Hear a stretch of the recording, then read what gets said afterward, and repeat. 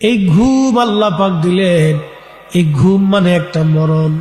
আপনি যখন ঘুমান আপনি জানেন না আপনার রুহুটাকে আমার আল্লাহ পাক আসমানে নিয়ে যায়। এই যে রুহুটাকে আমার আল্লাহ পাক নিয়ে চলে গেল, শূন্যের উপরে নিয়ে চলে গেল, আরশে মুআল্লার নিচে নিয়ে চলে যায়। ওইখান থেকে রুহুটা বান্দার শরীরে কাজ করতে থাকে। কোন রুহুকে শূন্যের উপরে নিয়ে চলে যায় আসমানে, ওইখান থেকে রুহুটা মানব শরীরে কাজ করতে থাকে।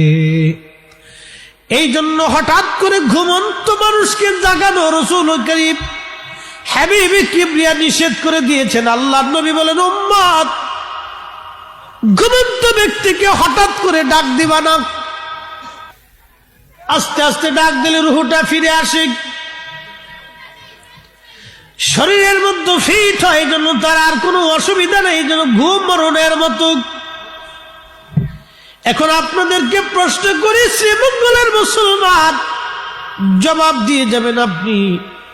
মানুষ ঘুমানোর পরে সকালবেলা ঘুম থেকে জেগে উঠবে, বলেন কোনো কি গ্যারান্টি আছে?